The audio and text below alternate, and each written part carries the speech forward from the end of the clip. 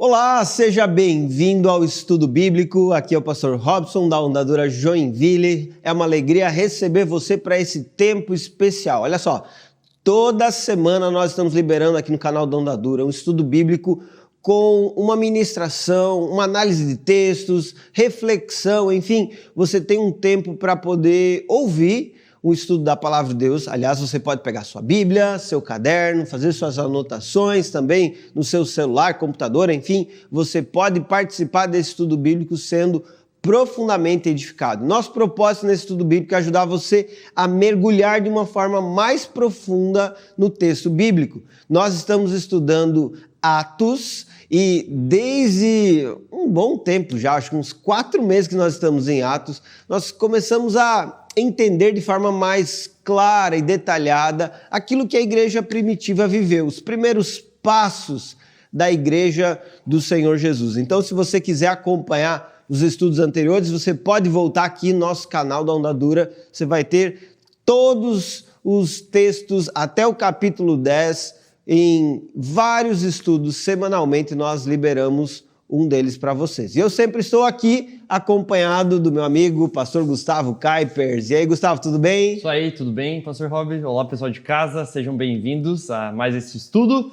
Bom demais da sequência Atos, bons meses já estudando Atos e agora num período muito gostoso da carta, muito especial, a gente se aprofundar nesse, avanço aos gentios, aos não-judeus, da pregação da mensagem do Evangelho. A gente começou na semana passada a conversar sobre Cornélio, a história de Cornélio. A gente só introduziu um pouco o personagem, a figura que ele é, que ele representa. E agora a gente vai dar sequência hoje nessa história. Vai ser bom demais a gente conversar. Estou bem empolgado também pelo tema de hoje. Acho que é um tema, fundamental para nós, seja em igrejas locais, seja no nosso sentimento missionário, seja no evangelizar em outros países, em outras culturas, seja no evangelizar na nossa própria cidade, na nossa própria cultura. Enfim, é maravilhoso a gente perceber isso. Eu tenho certeza que vai ser um tempo bem especial. É isso aí. Falando Cornélio, Vamos voltar aqui atrás, vamos mostrar quem que era o Cornélio. Vamos achar, será que nós vamos achar aqui as informações de quem era Cornélio? Será que era esse aqui? Não. Meu Deus. Vai ter que voltar mais. Volta mais. Graça comum. É esse? Descrição de Cornélio. Boa. Aqui, ó. Até a letra estava bonita semana passada, Olha só. Oficial do exército romano, devoto e temente a Deus, tinha uma família temente a Deus, era generoso e orava continuamente. Nós falamos na semana passada sobre Cornélio, esse homem que viveu algo muito especial. Ele estava buscando a Deus, tentando conhecer de forma profunda a esse Deus. Mas ele era um oficial do exército romano, então ele era um gentil, e nós percebemos em Atos que existem judeus, aqueles que fazem parte da nação de Israel, existem aqueles que são prosélitos, que se converteram ao judaísmo, e existem aqueles que são considerados gentios que não têm um relacionamento com o Deus de Israel. Por quê? Porque não fizeram a circuncisão ou não adentraram, digamos assim, de cabeça nessa religião. Mas alguns desses gentios, eles têm um certo interesse em conhecer mais a esse Deus. Afinal de contas, o homem tem em si a semente da religião, desejo pelo transcendente. E aí você tem em Cornélio uma pessoa que está querendo conhecer a Deus. E na semana passada, então, o que nós vimos? Capítulo 10, primeiros 8 versículos, onde Cornélio ele foi abordado, ele foi direcionado por um anjo a buscar a ajuda de Pedro.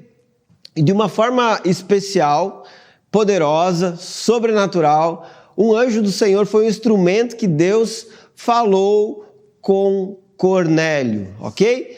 Aí nós temos hoje, então, um texto a partir do versículo 9, nós vamos ler vários versículos, é importante que você preste bastante atenção, temos os versículos aí, vão aparecer daqui a pouco na tela para vocês, mas antes de nós lermos especificamente o texto, nós temos uma pergunta básica. Qual é a pergunta de hoje? Como o Evangelho redime a cultura? E aqui é importante nós entendermos o seguinte: Atos é um livro que cita 54 países ou nacionalidades diferentes. Atos é um livro que aborda o alcance de pessoas de diversas nações: Jerusalém, Judéia, Samaria e até os confins da terra. Mas quando você chega numa nação específica, quando você alcança um povoado, você encontra ali uma cultura. Uma cultura nada mais é do que uma prática, algo que é comum, algo que é compartilhado dentro de uma família, dentro de uma cidade, dentro de uma nação. Portanto, a cultura que existia em cada um dos lugares precisava ser compreendida, analisada, trabalhada e, por vezes, redimida. E aí a pergunta é: como o Evangelho redime a cultura? Tendo em vista que nós temos aqui tanto judeu aparecendo nessa cena, quanto gentios que estão aparecendo de uma forma muito clara a partir desse texto.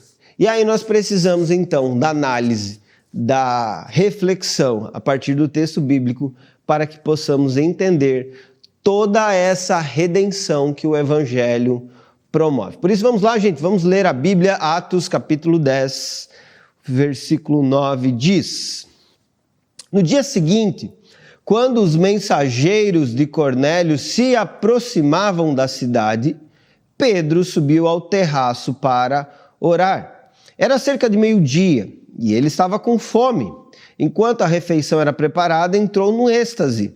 Viu o céu aberto e algo semelhante a um grande lençol ser baixado por suas 4 pontas. No lençol havia toda espécie de animais, répteis e aves. Então uma voz lhe disse: Levante-se, Pedro, mate e coma. De modo nenhum, Senhor, respondeu Pedro. Jamais comi coisa alguma que fosse considerada impura e imprópria. Mas a voz falou novamente: Não chame de impuro o que Deus purificou. A mesma visão se repetiu 3 vezes.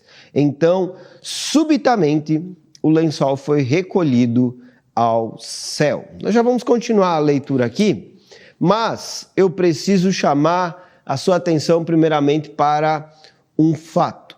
Qual é esse fato? Pedro, ele estava em Jope, na casa de Simão, o curtidor, e na casa de Simão, o curtidor, Pedro, ele então decidiu ter um tempo de oração. Ele estava perto do almoço, perto do momento do meio-dia, ele já estava com fome, inclusive esses detalhes Lucas ele relata. Mas o que chama a atenção é que ele se dedicou a um tempo de oração.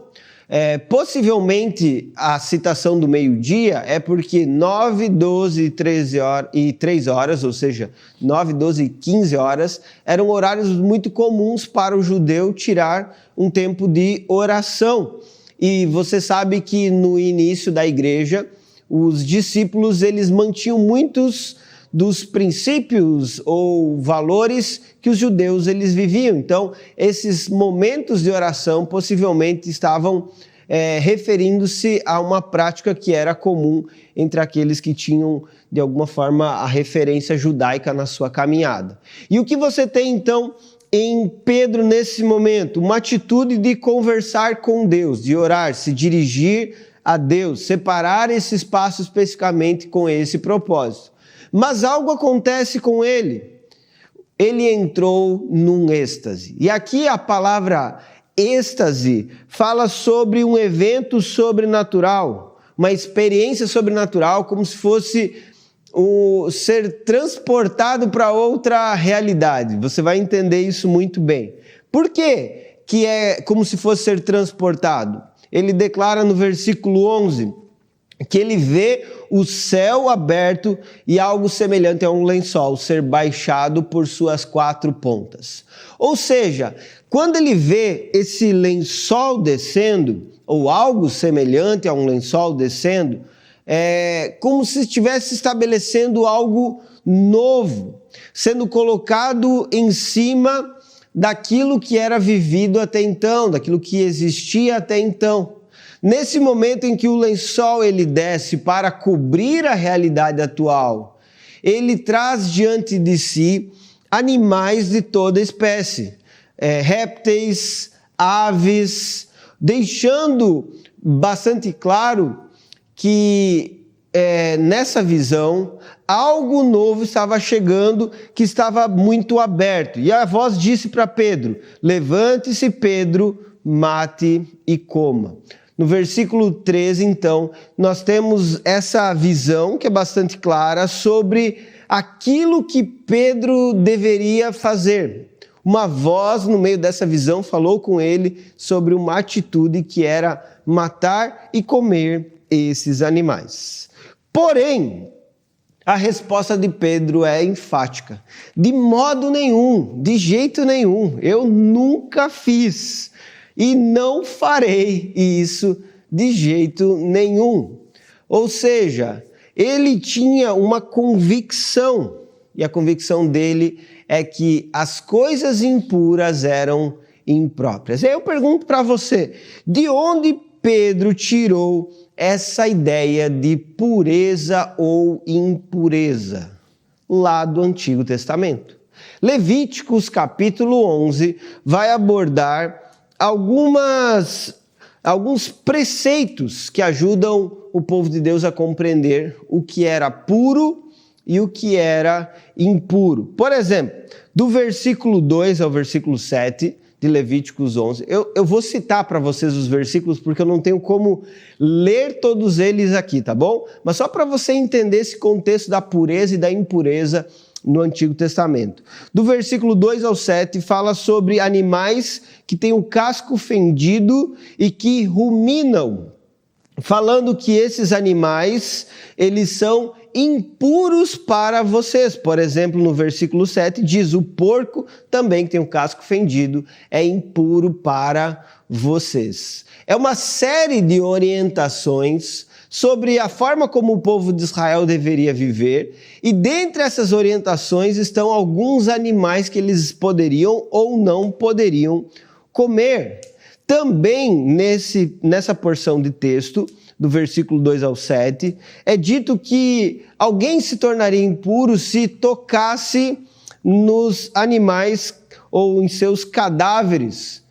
Quando, por exemplo, um porco morresse e alguém fosse lá, um judeu tocasse nesse animal, ele era, depois disso, considerado impuro. Depois do versículo 9 até o versículo 12, ele cita os animais aquáticos. Apenas peixes com barbatanas e escamas eram permitidos que eles comessem.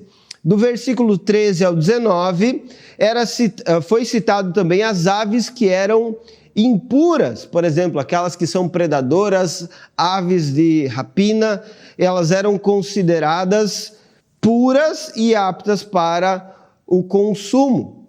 Alguns insetos, porém, não eram considerados puros e eram, então, desprezados. Isso você vê do versículo 20 ao 23. Do versículo 24 ao 28, estamos falando de Levíticos 11. Fala sobre o contato com cadáveres. Quem tocasse ou carregasse algum desses cadáveres seria considerado impuro e precisava, então, passar por um período de purificação. Esses textos demonstram claramente como o povo de Israel tinha uma orientação sobre o que era puro e impuro e como eles precisavam viver dentro desse padrão. Lá em Deuteronômio capítulo 14, a partir do versículo 3, você tem a repetição da lei. E na repetição da lei há uma ênfase novamente sobre esse assunto, onde há a proibição de comer animais mortos naturalmente. Também fala sobre a mistura de leite e carne, deixando bastante evidente o que o povo de Israel deveria ou não fazer, o que é puro e o que é impuro. E a pergunta que às vezes as pessoas fazem, até porque as pessoas não lêem Levíticos, né? E aquela leitura de Levíticos, ela não é tão fácil assim de ser feita, né, Gustavo? Você lê com alegria, facilidade ali no texto de Levítico e diz: uau, tá entendendo tudo. Tu lê, parece que nunca termina. Não, É difícil. É um texto difícil. Não é simples a leitura, a interpretação e mais a aplicação. Mas é interessante que tem alguns princípios que vão nos ajudar a entender por que foram impostas essas leis acerca da pureza e da impureza. A primeira coisa é uma razão teológica, que está relacionada à santidade de Deus e à separação do povo. Deus é santo. Inclusive, ele mesmo diz isso lá em Levíticos 11, versículo 44. Eu sou o Senhor, seu Deus, portanto, consagrem-se e sejam santos, pois eu sou santo. Essa separação do povo de Israel comendo determinados alimentos é um sinal de que o Deus a quem eles serviam era um Deus separado, diferente dos pagãos, daqueles que não conheciam o Deus verdadeiro. Também tem uma questão sanitária envolvendo isso, que é uma questão de higiene e saúde pública, para que eles não se alimentassem de animais que pudessem lhes causar mal, ou ainda para não contaminar o ambiente onde eles viviam. As regras, as orientações sobre a pureza e a impureza eram estabelecidas para o povo de Israel. Também existe uma determinação cultural e social que era esperado para o povo de Israel. Com essa determinação do que é puro e impuro, existe uma coesa social. Aliás, uma coesão social. E o que é essa coesão social? É uma aproximação, um relacionamento, de uma forma de viver, de se portar, que o povo de Israel então estabelecia a sua cultura e demonstrava como eles viviam de forma distinta e separada. Mas ainda, há uma razão que envolve o símbolo espiritual do povo de Israel sendo separado do pecado e vivendo em pureza para o Senhor, separado de uma vida de sujeira, mentira, engano, enfim, atos pecaminosos, e vivendo então de forma totalmente dedicada para o Senhor. Diante disso, você tem no Antigo Testamento esse estabelecimento das leis de pureza e impureza para o povo de Israel. E Pedro, ele tinha em mente essa visão, essa consciência sobre o que era puro e impuro, e como alguém que seguia esses padrões dos judeus, ele não queria se misturar com coisas impuras, especialmente ele não queria se alimentar daquilo que ele considerava impuro. De maneira inicial aqui, Gustavo, o que chama a sua atenção aí até o versículo 13? Legal. Então, até sobre o começar do final, assim, do teu comentário, mas é bem interessante porque quando a gente até está falando sobre essa pergunta, né, como o evangelho redime a cultura e como a gente se relaciona com a nossa cultura. Aqui, olha só que interessante, a gente não está falando apenas da cultura de outros povos, mas a gente está falando da cultura do próprio povo de Deus. Então, a própria cultura ou as próprias tradições do povo de Deus também devem ser revisitadas e repensadas sempre à luz da palavra e da revelação de Deus a este povo. No caso aqui, a gente vê, né? Olha, havia um caráter de distinção. O povo de Deus era um povo santo, e santo um povo separado. Então havia um caráter de distinção desse povo em vários elementos, como, por exemplo, na sua dieta alimentar. A sua dieta alimentar também traduzia essa separação desse povo em diferença a outros povos. Mas olha que interessante, por mais que isso agora esteja se tornando uma realidade, não quer dizer que ser povo de Deus agora não tem mais nenhuma distinção com outras coisas. Se a gente for lá para o Novo Testamento, a gente vê, por exemplo, o apóstolo Paulo falando, né, para Timóteo, olha, Timóteo, as pessoas fazem isso, tu, porém, faz de outra forma, né? Ou seja, o povo de Deus continua sendo um povo santo, o povo de Deus continua sendo um povo separado por Deus, mas quais são as aplicações disso agora, à luz da nova aliança, à luz da revelação do próprio Cristo? Não é mais uma separação cultural no que diz respeito, por exemplo, à própria alimentação. Do tipo assim, quando estão caindo essas barreiras alimentares, estão caindo também essas barreiras de distinção cultural, de distinção bem prática entre o povo judeu e outros povos, ou então o povo de Deus e outros povos, né? Fazendo com que também, a gente vai vendo na quantidade do texto, até essa purificação reflita, inclusive, na propagação do evangelho. Mas essa cena ela é muito interessante porque ela apresenta elementos práticos e teológicos muito profundos. Por exemplo, Pedro, e era muito comum ali no Antigo Oriente que o telhado das casas fosse realmente algo reto, assim, plano, onde as pessoas subiam ali, era comum isso, e era um bom lugar para se estar sozinho e orar. Por isso que Pedro procura também esse lugar. Só que olha que interessante, Pedro, estando ali, ele recebe uma visão de Deus, uma revelação de Deus. Só que a palavra que é usada aqui, êxtase, né, ou êxtase aqui, é justamente essa palavra para trazer um sentido muito profundo do tipo de visão que Pedro recebeu. Porque Paulo também recebeu uma visão dos céus, uma visão através de luz, de uma voz audível, e que as pessoas à sua volta também viram aquilo, testemunharam daquilo, embora não compreendessem. Agora, aqui com Pedro, esse êxtase, essa palavra que é usada, inclusive ela tem uma definição muito interessante. A definição é a seguinte, ó. Esse êxtase, no próprio grego, diz respeito a uma condição em que a consciência sobre o mundo exterior fica suspensa, fornecendo a condição ideal para receber a visão e compreender a mensagem de Deus. Ou seja, era uma comunicação realmente bem específica para Pedro, que naquela condição em que ele estava, ele receberia aquela visão. E essa visão ela é reforçada 3 vezes. E Pedro era alguém que tinha intimidade com o número 3, né? Já havia negado 3 vezes, já havia negado a Cristo 3 vezes, já havia sido questionado pelo próprio Cristo se ele o amava 3 vezes, Pedro, tu me amas.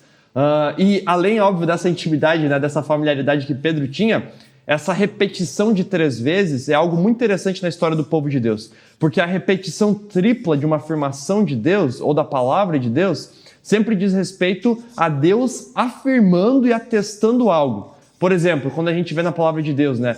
Deus é santo, santo, santo. Não é porque, sei lá, o autor ali deu uma travada, ou repetiu, ou copiou mais uma vez. Não.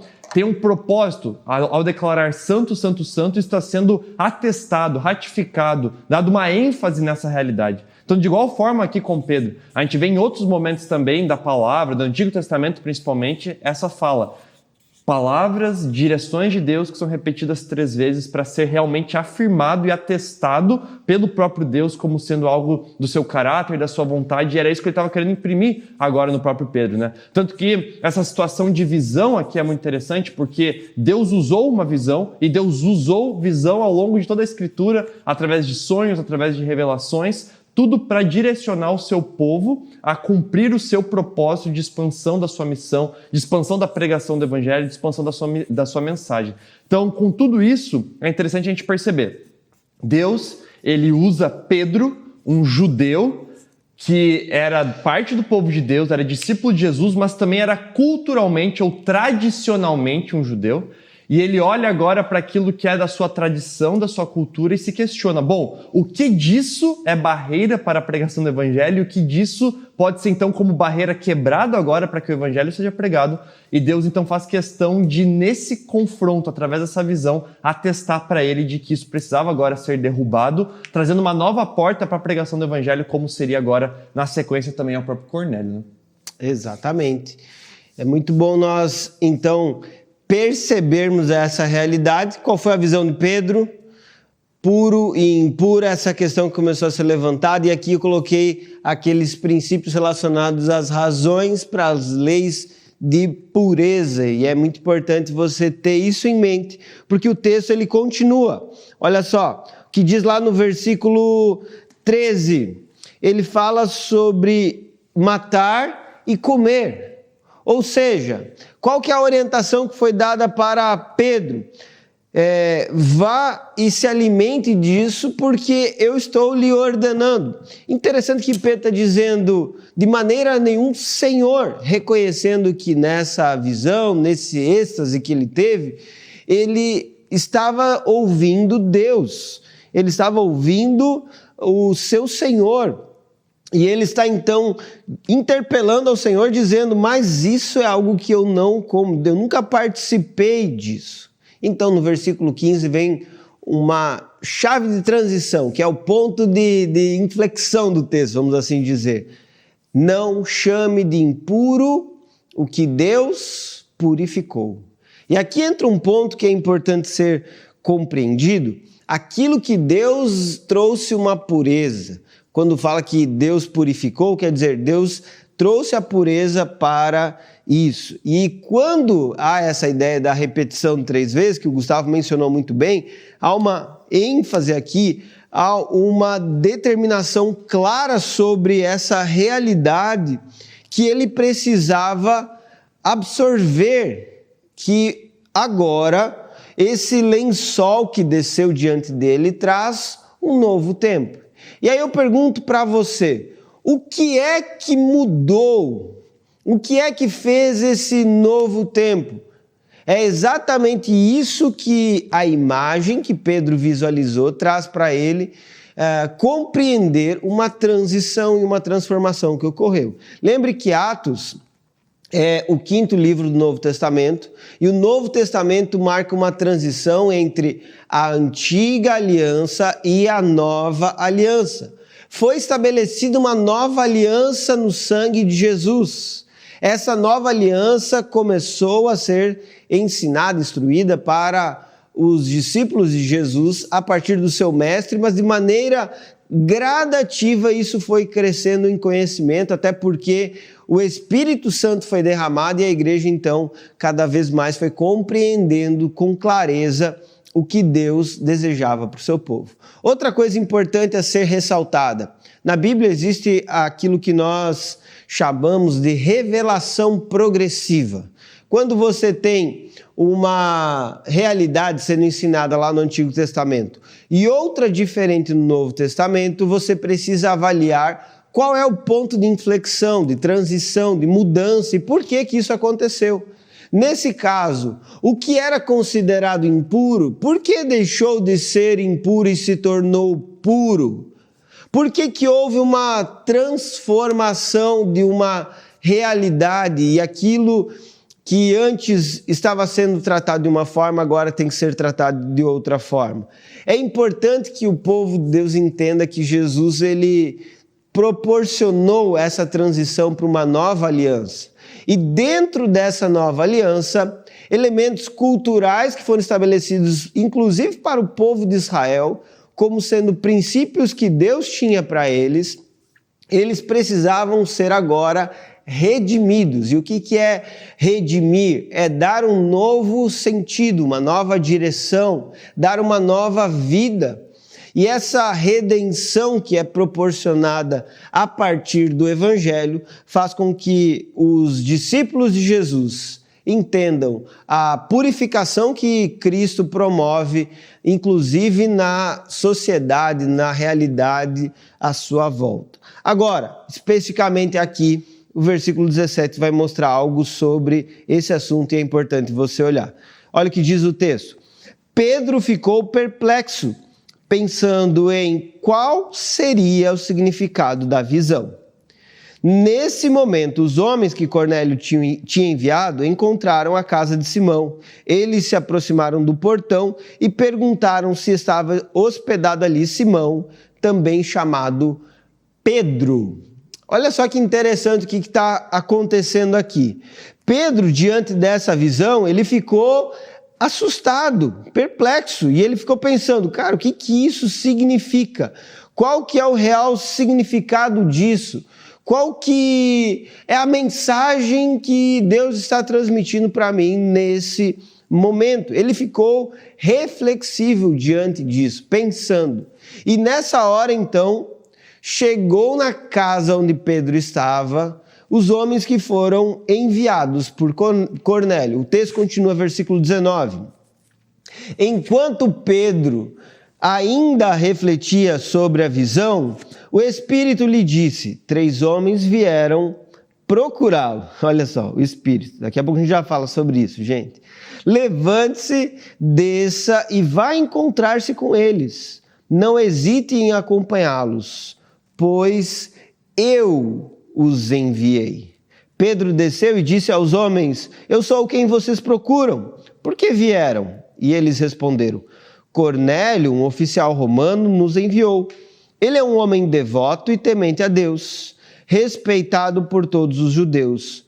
Um santo anjo o instruiu a chamar o Senhor à casa dele para que ele ouça sua mensagem. Então Pedro convidou os homens para se hospedarem ali naquela noite.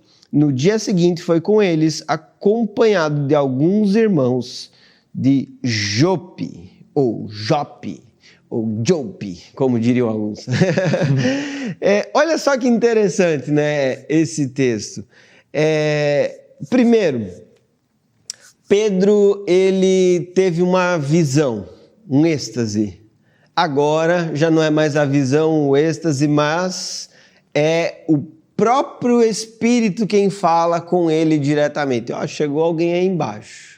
E é interessante essa cena do capítulo 10, porque você tem o anjo falando com Cornélio, você tem Deus falando com Pedro num êxtase, falando com Pedro através do seu Espírito, e aí eu olho para tudo isso e digo, uau, como Deus é dinâmico, Deus, ele não é preso, ele não é limitado, como ele revela a sua vontade de acordo com aquilo que ele estabelece. E é interessante nesse contexto que há uma providência divina sendo demonstrada também aqui. Qual é a providência? Deus fala com Pedro, mas ao mesmo tempo Deus envia os homens para chegarem exatamente na hora que deveriam chegar, para que aquela visão que ele teve se tornasse algo compreensível. Até porque, percebam, Pedro estava refletindo. A reflexão é uma análise racional sobre um evento.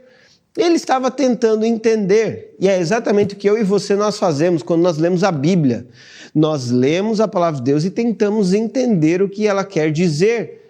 É uma reflexão racional sobre a revelação de Deus, sobre a vontade de Deus. E quando nós temos essa reflexão, nós começamos então a perceber o que Deus deseja realizar. E aqui você tem então uma orientação bem específica para que Pedro descesse e conversasse com esses homens. Agora, a visão de Pedro, primeiramente, trata sobre o que é puro e o que é impuro. Deus começou quebrando um paradigma que precisava ser transformado na mente de Pedro sobre o que era puro e impuro. Agora, nessa direção do Espírito, quando ele estava refletindo sobre a visão, há uma orientação onde Pedro prontamente vai obedecer. Inclusive, é interessante, né, que o Espírito fala com ele, levante-se, ou seja, ele estava no chão. Ele estava orando em êxtase e deitado. Você imagina Pedro desse jeito, hein, Gustavo? Coisa interessante, né, essa cena onde... Uma guarda baixa, né? Exatamente, ele está lá prostrado, em oração, e aí diz, levante-se, desça. Chegaram alguns homens, abra a porta, só faltou dizer isso, né? Puxa a maçaneta. É interessante essa orientação clara e específica, e como inclusive Lucas descreve isso, para que se entenda que Deus estava conduzindo Pedro e Pedro estava sendo obediente nesse sentido. Eu acho que é interessante perceber nisso que o maior interessado no avanço da obra de Deus é o próprio Deus, né?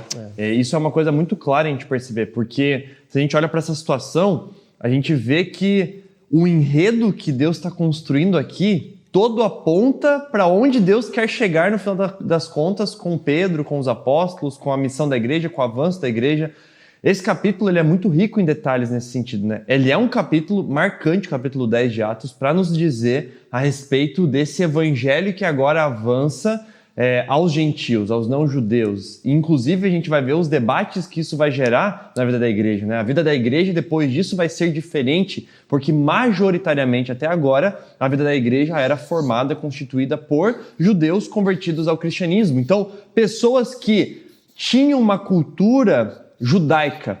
E a gente fala, então, que as pessoas, né, cristãs, nós que temos contato com a palavra de Deus, Teologicamente, nós chamamos geralmente que essas pessoas têm uma moral, uma ética, uma forma de ser judaico-cristã. Ou seja, nós nos baseamos em escritos do Antigo e do Novo Testamento, a Bíblia cristã, mas a gente fala que isso tem origem, inclusive, no pensamento hebraico, judeu, por isso um pensamento judaico-cristão. Ou seja, uma pessoa que era um judeu convertido ao cristianismo, muitas das suas práticas, pensamentos e ações já eram próximas, num certo sentido, àquela revelada pelo próprio Cristo depois e consumada por ele. Precisava-se, então, de uma atualização, de um certo pensamento agora ainda mais claro a respeito da revelação mais clara que Cristo trouxe com a sua vida e obra. Agora, se a gente pega uma pessoa totalmente de fora dessa realidade, de fora desse contexto de povos pagãos que adoravam ídolos, que adoravam outros deuses, outras divindades, que eram politeístas, que participavam de cultos de mistério, enfim, de coisas muito contrárias ao judaísmo, essas pessoas vão ter que passar talvez por uma transformação cultural agora também, ainda maior do que o próprio judeu. Só que olha que interessante, chega nesse capítulo 10 e mostra, também o judeu, culturalmente falando, precisa mudar várias coisas, como Pedro tem que mudar. Então já, só pelo fato de Pedro estar hospedado na casa de um curtidor de couro, já é um detalhe muito interessante. E aí vai se aprofundando cada vez mais nesses detalhes, mostrando que, de fato, Deus tem essa intencionalidade de conduzir seu povo. E nesse sentido vem sobre todas essas revelações, visões, comunicações claras. Deus não estava deixando ali com que Pedro agora, enfim, beleza, ele ficou impactado, perplexo, agora eu vou deixar ele refletir sobre isso. Não, Deus estava muito interessado na continuidade dessa obra, no encontro entre os dois, naquilo que isso ia provocar e ia mexer dentro da própria estrutura da igreja, da mentalidade da igreja, tanto que ele vai sendo muito claro na sua comunicação. E é assim ao longo de todo o livro de Atos. A gente provavelmente não vai chegar nessa fase que nós estamos agora estudando as viagens missionárias de Paulo, mas, por exemplo, já nas viagens missionárias de Paulo, ou em outros contextos ainda, a gente vê claramente o Espírito Santo falando, olha, não vai para lá, faça isso, não faça aquilo. E qual que é o ponto que isso nos ensina? Nós somos totalmente dependentes de Deus para fazer a obra de Deus. Nós somos totalmente dependentes de Deus para os próximos passos da obra que Ele quer realizar. E a gente é apenas um instrumento. E o nosso papel, então, é estar justamente com essa abertura de sensibilidade que o próprio Pedro tem aqui, de, uma vez recebendo essa comunicação do próprio Deus, exercer aquilo que ele deseja, né? É isso mesmo. E é interessante, então, nesse contexto que coloquei aqui, Pedro falando, aliás, o Espírito falando com Pedro, mostrando a providência divina, mas uma incompreensão, ou melhor, uma compreensão incompleta sobre o que Deus estava desejando de Pedro. Por mais que ele tenha tido uma pronta obediência, ele mesmo pergunta para os homens, né? Por que vocês vieram? Gente, eu sei que vocês estão aqui, o Espírito Santo falou que vocês iam estar aqui. Agora eu não sei por que vocês estão aqui. Essas coisas tornam Pedro tão humano quanto nós, gente.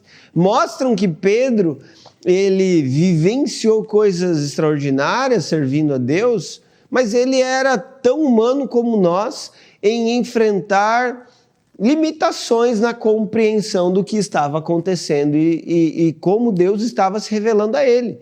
Então entenda, nós estamos nos primeiros anos da igreja primitiva, nos primeiros anos depois da morte e ressurreição de Jesus, e os discípulos, apóstolos, eles estão ainda crescendo na compreensão da revelação de Deus. E você tem até o Apocalipse a revelação de Deus sendo trazida aos apóstolos para que eles então, inclusive, compartilhassem disso a nós. Então, o que nós temos hoje é uma carta aberta e completa, mas para eles, até então, eles tinham de forma muito limitada. Por exemplo, Pedro não tinha essa consciência daquilo que Paulo escrevia nas suas cartas. Pedro não tinha a consciência do que nós temos em Apocalipse hoje. E essa clareza de detalhes foram sendo revelados com o passar do tempo. É o que nós enxergamos no texto bíblico. Mas vamos continuar lendo aqui o texto, gente. Versículo 24. Então, eles foram para Cesareia e olha o que aconteceu. Versículo 24. Chegaram a Cesareia no dia seguinte. Cornélio os esperava e havia reunido seus parentes e amigos íntimos. Quando Pedro chegou à casa, Cornélio veio ao seu encontro e prostrou-se diante dele, adorando. Mas Pedro levantou e disse: fique de pé, eu sou apenas um homem como você. Eu gosto muito dessa ideia aqui do texto, porque, primeiramente, você vê Cornélio pronto a ouvir o que Pedro teria para dizer, a ponto dele chamar os parentes, os amigos íntimos, ou seja, a casa de Cornélio em Cesareia estava pronto, né? Tudo está preparado aqui, a casa e o meu coração também. Estava mais ou menos... Cornélio estava cantando essa música quando Pedro chegou. Tô brincando, tá, gente? Às vezes o pessoal leva a sério, né? Acho que é verdade. Não estava cantando essa canção. Não estava cantando essa canção, gente. Isso aqui foi um acréscimo meu. Liberdade poética? Sim. Não temos, né, Gustavo? Mas é interessante que você percebe essa atitude dele em querer ouvir Pedro. O anjo disse: olha, vai vir alguém aqui, esse alguém vai falar uma mensagem, você precisa ouvir o que ele tem a dizer. E ele pensou: vou reunir todo mundo. Quem eu amo, quem é íntimo, quem eu posso trazer na minha casa para ouvir essa mensagem, eu vou trazer. E aí, então, quando Pedro chega, Cornélio, se prostra diante dele, adorando a ele. Lembre que nós falamos sobre Cornélio, que ele era alguém temente a Deus, mas ele não tinha uma compreensão clara sobre as coisas do reino de Deus. Então, quando ele viu aquele que seria o mensageiro, ele se prostrou e adorou. Quando ele quando ele viu aquele que iria trazer uma resposta para a sua inquietação, e imagine quantos dias ele passou inquieto na sua casa, até ele mandar os seus homens até Jope para buscar Pedro e até chegar de volta. Isso demorou quantos dias? Nós não sabemos exatamente, mas nós sabemos que houve um período de espera e Cornélio ficou ansioso. E quando esse Pedro chegou, ele se jogou no chão, ele se prostrou rapidamente. Por quê? Porque ele tinha um desejo de realmente ouvir essa mensagem que Pedro tinha para dizer. E nessa hora Pedro foi muito sábio, consciente. E ele disse: ei, eu não sou Deus, eu não sou o Senhor. Fique em pé, eu sou apenas um homem como você. O mensageiro Pedro tinha consciência do seu lugar, da sua função, da sua responsabilidade. E ele não perdeu de vista a sua humanidade. Aliás, isso é bem importante. Quem serve precisa entender que continuará sendo humano. Inclusive nas horas que for reconhecido, que receber dinheiro, fama, reconhecimento pelo seu serviço pastoral, você que é um apacentador, você que é um discipulador, um dia você vai ser reconhecido. Não ache que você se tornou Deus. Não se coloque como um semideus. Não ache que você está num lugar onde é digno de adoração. Não. Na igreja do Senhor Jesus, sempre nós permanecemos na mesma condição, irmãos uns dos outros, tendo só um mestre, um só Senhor, um só Cristo, um só supremo pastor sobre as nossas vidas. Temos pastores que são aqueles que nos conduzem, mas nenhum se assemelha ao supremo pastor, que é Cristo Jesus. E essa ênfase nós precisamos carregar sempre. Não precisamos ter devotos a nós, não precisamos ter servos nossos, precisamos sim ter homens que são devotos ao Senhor, que são servos de Cristo Jesus e que se rendem completamente ao propósito que ele estabeleceu. Eu acho legal a gente prestar atenção nisso, não só agora em Pedro, não é uma cena isolada isso no livro de Atos, na verdade até aqui, até o capítulo 10 já apareceu várias vezes esse assunto com Pedro ou com outros apóstolos, com Filipe, a gente vai ver mais na frente também com Paulo, com Barnabé, enfim, várias situações onde os apóstolos, os discípulos de Jesus, que estavam sendo usados como instrumentos de Deus, dando manifestação de dons, de cura, de milagres, de maravilha, pregando o evangelho. Várias situações onde essas pessoas poderiam, óbvio que não, né? Mas poderiam ter se aproveitado disso por benefício próprio, poderiam ter se aproveitado disso por vantagem própria, para engrandecimento próprio ou para retirar algum proveito daquilo, mas não. As pessoas à sua volta, né? Por ignorância ou por idolatria ou por até uma gratidão de uma maneira muito constrangida e sem saber como reagir à situação, acabavam tentando adorar aos apóstolos, se prostrar diante deles ou reconhecer eles como uma divindade, um semideus ou algo do tipo, mas eles sempre falam, não é isso, não tem nada a ver com isso, nós somos apenas um instrumento aqui nas mãos de Deus, não tem nada a ver com isso mesmo, você não deve nos adorar, mas sim adorar única e exclusivamente ao nosso Senhor, a Jesus Cristo. Então é muito legal também perceber que eles talvez foram tentados, não sei, porque ali em Atos não fala isso em nenhum momento de que eles foram tentados a se vangloriar, não diz isso, mas passando por essas situações, eles sempre reforçaram, não tiraram vantagem própria, não usaram para benefício próprio o ministério, ou o poder, ou o dom que Deus fazia através da vida deles, mas usavam isso simplesmente para apontar para o próprio Deus, né? E é maravilhoso também de perceber aqui, é algo que se reforça nessa cena, porque até essa cena aqui, a gente vê que não era estranho a um judeu, era difícil, mas não era estranho a um judeu ser hospitaleiro com viajantes. Mas era estranho a um judeu, de uma maneira muito submissa, se colocar agora à disposição de aceitar também ordens ou direções de outras pessoas, né? Então, beleza, Deus me mandou até aqui, que era abrir a porta e falar com vocês. Mas daqui em diante são eles que dizem, olha, e com a gente Deus falou isso, para te levar para lá, para você ir até lá, para você fazer isso. Ele, não, beleza, vamos lá então. Enfim, é muito legal também perceber isso, que Pedro, um apóstolo, caminhou com Jesus, ele também entende que a vontade de Deus e a direção de Deus não vai vir somente para ele, exclusivamente para ele, mas também isso está por meio do povo de Deus, ele submete isso também, aceitando inclusive as implicações disso e aceita a viagem para a casa do Cornélio ali. Exatamente, gente. E aqui eu estou citando a reverência e a humildade que acontece nesse encontro com Cornélio, mas também a transformação de Pedro, que é algo que está citado ali a partir do versículo 27. Olha o que diz o texto. Os dois conversaram e depois entraram na casa, onde muitos outros estavam reunidos.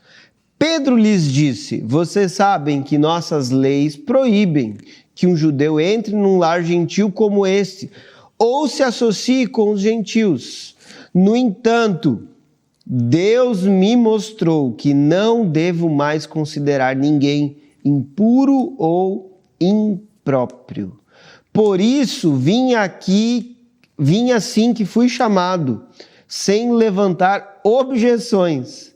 Agora, digam, por que vocês mandaram me buscar? Cornélio respondeu, 4 dias atrás, eu estava orando em casa por volta desse mesmo horário, às 3 da tarde. De repente, um homem vestido com roupas resplandecentes apareceu diante de mim. Ele me disse, Cornélio, Deus ouviu sua oração e se lembrou de suas esmolas. Agora envie mensageiros a Jope e mande buscar Simão, também chamado Pedro. Ele está hospedado na casa de Simão, um homem que trabalha com couro à beira e mora à beira do mar.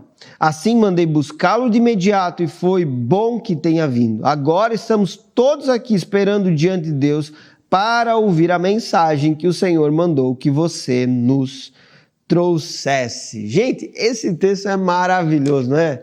Olha só que coisa preciosa que você enxerga aqui. Pedro e Cornélio ficaram fora da casa conversando por um tempo. Interessante isso. Que quando Pedro chegou, eles tiveram esse diálogo.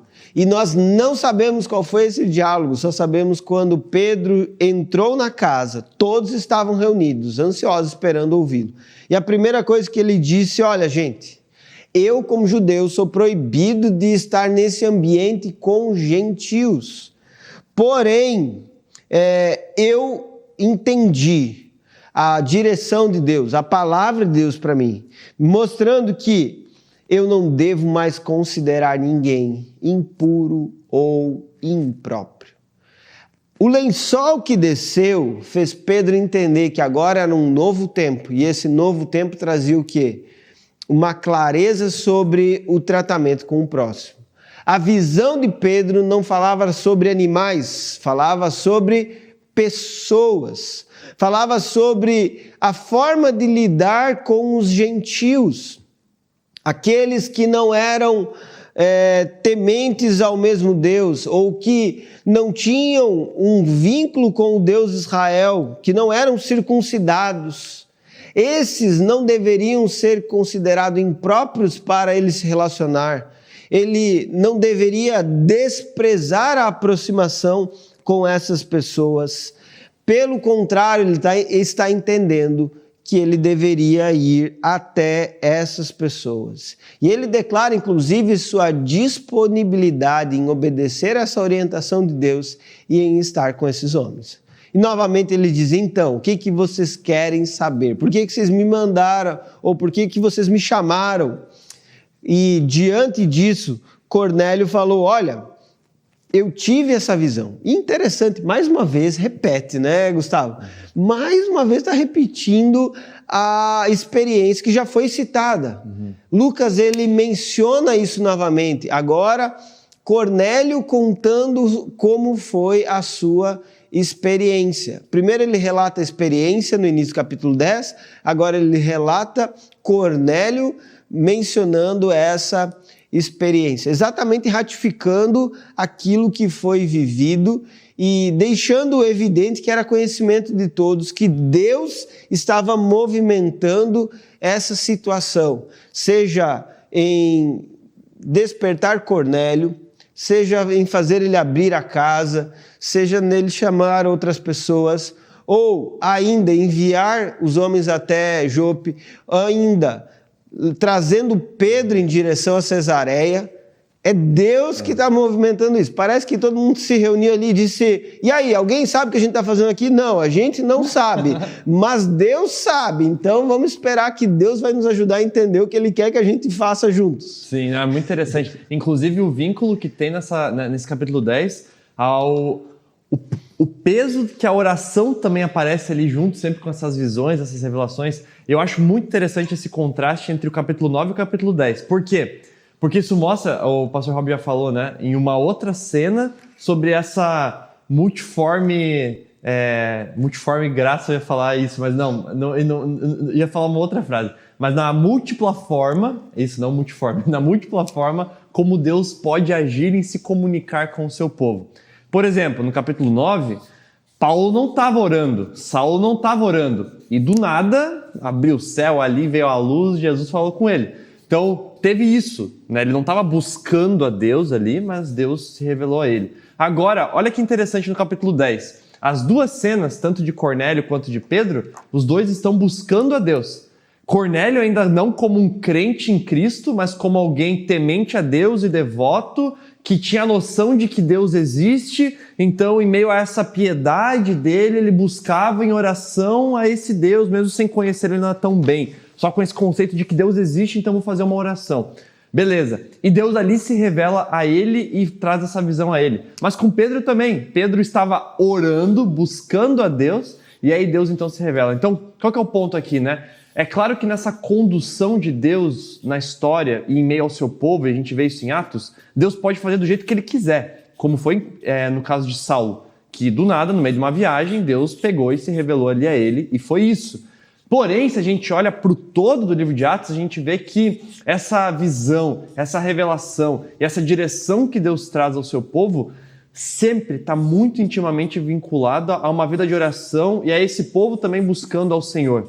Qual que é o grande mistério aqui?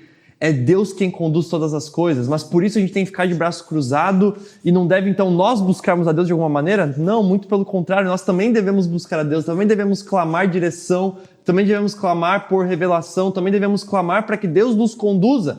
Mas é isso que vai fazer com que Deus faça? Não, porque Ele pode fazer sem isso também, mas a gente é convidado a nesse mistério da fé, viver um relacionamento ativo com Deus, buscando sim Ele em oração, clamando sim a Ele. Isso quer dizer que toda vez que eu orar eu vou ter uma revelação, toda vez que eu orar eu vou, enfim, ter uma nova direção para minha vida? Não quer dizer isso. Mas quer dizer sim que Deus está ativamente atuando em meio ao seu povo, dando direção, dando convicção, dando clareza, dando propósito para esse povo, abrindo portas para esse povo, e a oração é uma ferramenta muito maravilhosa e convidativa para isso sim fazer parte da nossa vida, inclusive dentro desse contexto. Então aqui no capítulo 10 isso é muito interessante, mas enfim, esse reforço de testemunho, inclusive da mensagem com Cornélio, é algo bem legal também de ser aqui destacado, né? Porque olha só que interessante, Cornélio, ele ao entender esse contexto, e bom, eu estava aqui buscando, Deus se revelou, Deus mandou chamar, ele percebe assim, cara, Deus vai fazer alguma coisa.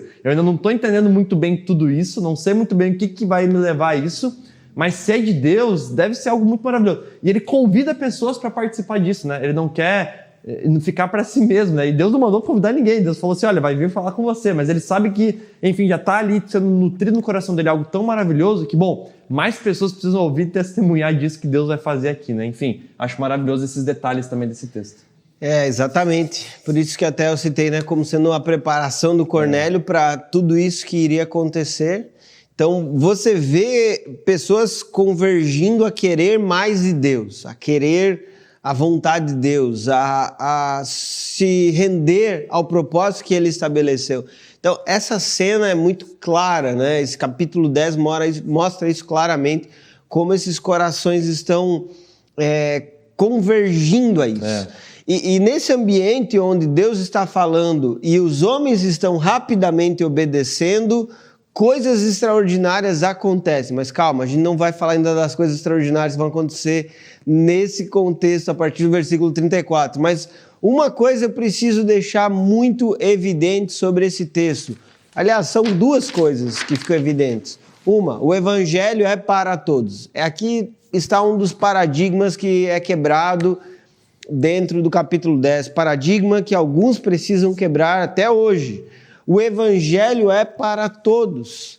A mensagem do cristianismo deve ser pregada para todas as pessoas. Pedro tinha que remover o véu que ele tinha para colocar então sobre si a compreensão do cristianismo, que é uma mensagem universal.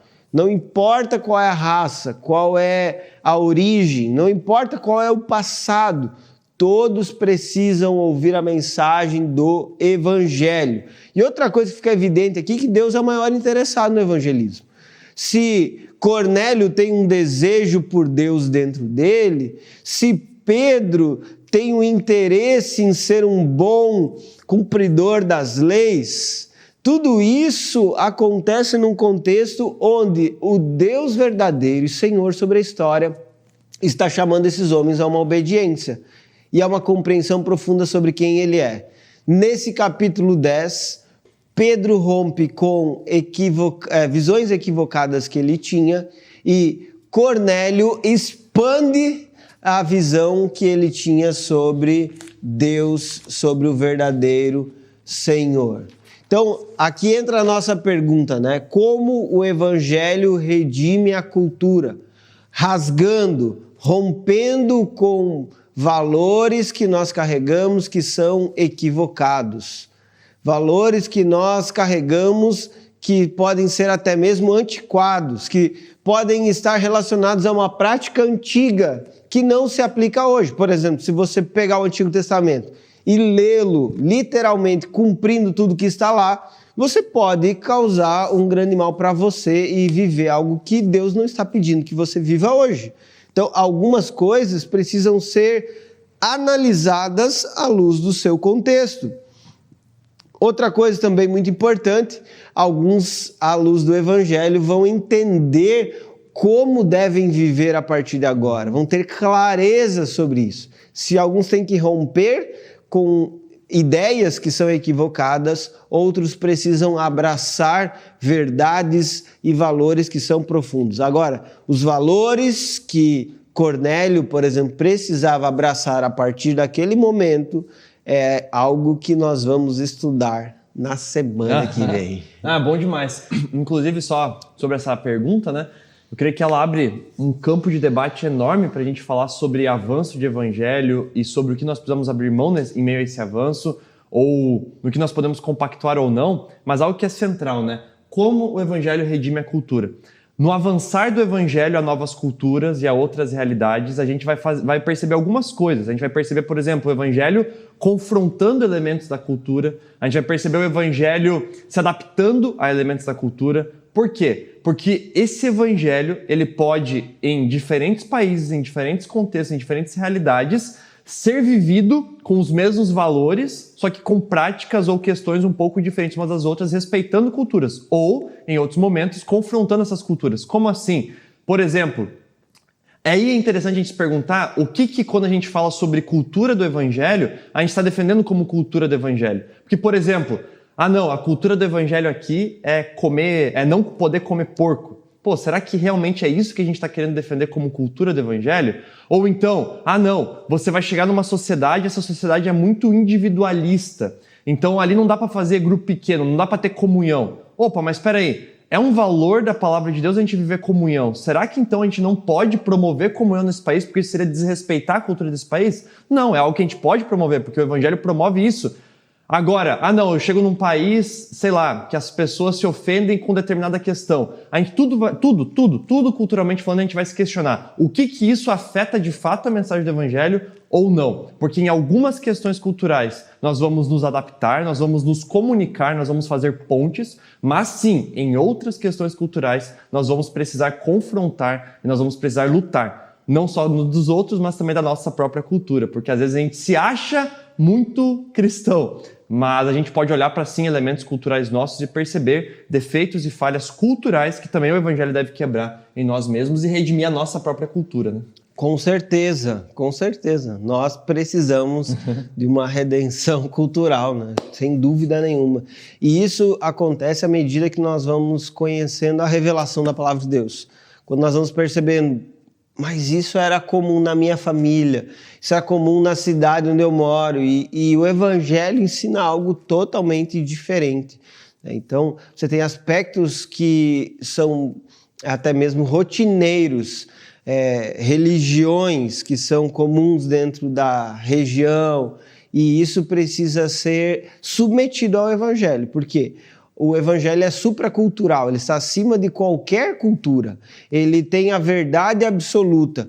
E a essa verdade é que nós precisamos nos render. Especificamente a verdade que todo homem precisa de Cristo e nós devemos pregar a mensagem a Ele. Amém? Amém. Fechou, né, Gustavão? Fechou. Bom demais. Tem um pouquinho mais nesse capítulo? Tem um pouco mais. Semana que vem, gente, a gente termina o capítulo 10. Maravilha. É a terceira parte. E agora sim vai chegar na mensagem de Pedro. A gente tá na cara do gol. Pense comigo aqui, ó. Tá na cara do gol, é só chutar agora, Pedro. É só fazer o gol, né? Tá todo mundo pronto na casa esperando. E aí, qual é a sua mensagem, Pedro? Semana que vem você vai saber qual é essa mensagem. Nós esperamos você, hein? Isso aí, até semana que vem, gente. Tchau, tchau.